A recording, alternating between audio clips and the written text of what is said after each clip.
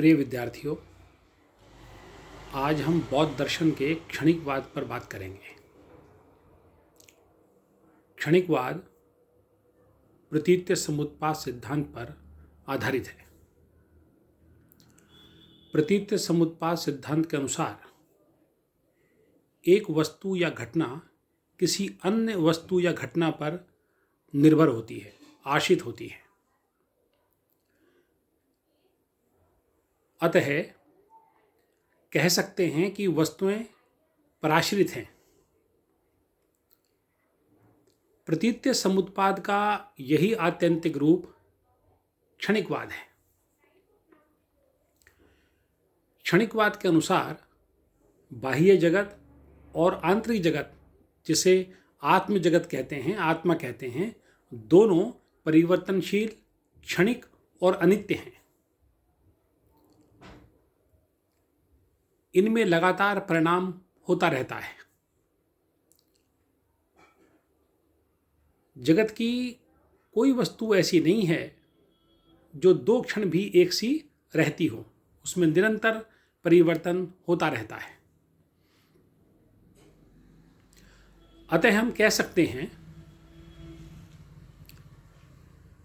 कि क्षणिकवाद के अनुसार किसी वस्तु की उत्पत्ति, स्थिति और लय तीनों एक ही क्षण में होते हैं। एक वस्तु उत्पन्न होकर दूसरी वस्तु को उत्पन्न कर उसी क्षण नष्ट हो जाती है।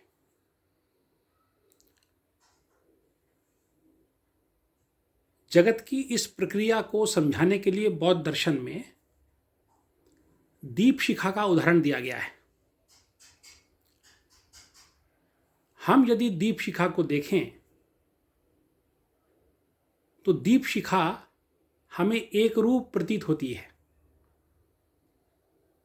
वह एक रूप नहीं है, अनेकानेक उन शिखाओं की वह श्रृंखला है जो उत्पन्न हो रही हैं और नष्ट हो रही हैं। एक शिखा उत्पन्न होकर दूसरी वस्तु की उत्पत्ति का कारण बनते ही उसी क्षण नष्ट हो जाती है।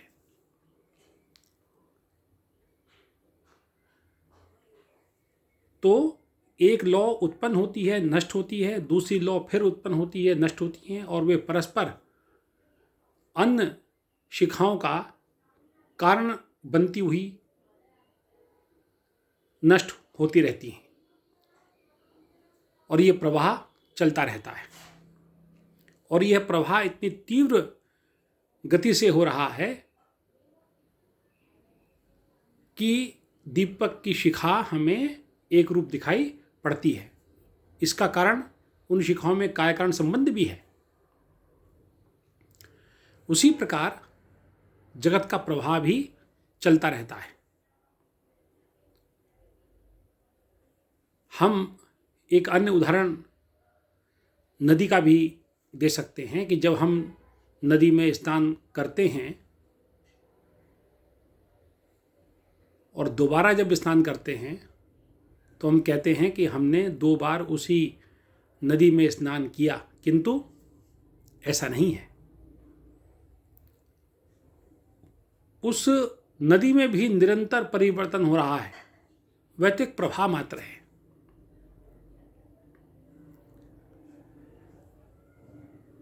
जल राशि की एक अवस्था उत्पन्न होती है, वह अन्य दूसरी अवस्था को उत्पन्न करके उसी क्षण नष्ट हो जाती है।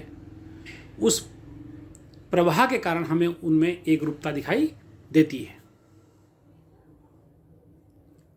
इसी प्रकार जगत का भी एक प्रवाह है। जगत की वस्तुएं उत्पन्न होती रहती हैं और अन्य वस्तु की उत्पत्ति का कारण बनकर के नष्ट भी होती रहती हैं, और ये सब एक ही क्षण में होता है। 2 क्षण भी उनकी स्थिति एक सी नहीं होती। एक वस्तु की एक अवस्था समाप्त होती है और दूसरी वस्तु की प्रथम अवस्था का आरंभ होता है, और फिर यही क्रम चलता रहता है, यही प्रवाह चलता रहता है। जन्मांतर की व्याख्या भी इसी प्रकार से की जा सकती है कि एक जीवन की समाप्ति पर या एक जीवन के विज्ञान की समाप्ति पर दूसरे जीवन का विज्ञान का आरंभ हो जाता है। एक जीवन का विज्ञान समाप्त हुआ, दूसरे जीवन का विज्ञान आरंभ हो जाता है और यह प्रवाह भी चलता रहता है। इसी कारण बौद्ध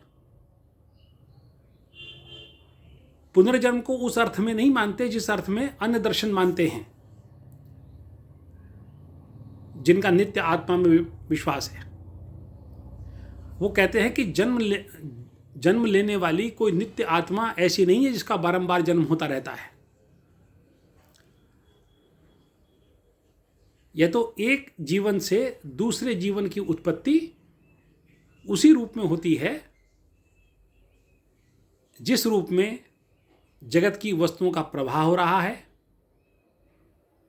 जैसे कि दीपशिखा का उदाहरण दिया गया था, नदी का उदाहरण दिया गया था, इससे हम इस प्रवाह को समझ सकते हैं। उसी प्रकार से जन्मांतर की व्याख्या भी बौद्ध दर्शन में की गई है। तो इस प्रकार बौद्ध दर्शन ये मानता है कि परिवर्तन ही सत्य है। जगत में हमें स्थायित्व देखने में नहीं मिलता।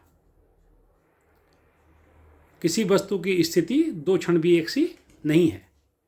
अतः बौद्ध दर्शन सत्ता और असत्ता के बीच परिणामवाद को मानता है और वह जगत की परिणामात्मक व्याख्या करता है।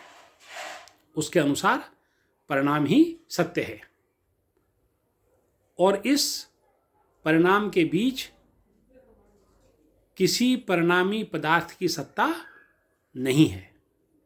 धन्यवाद।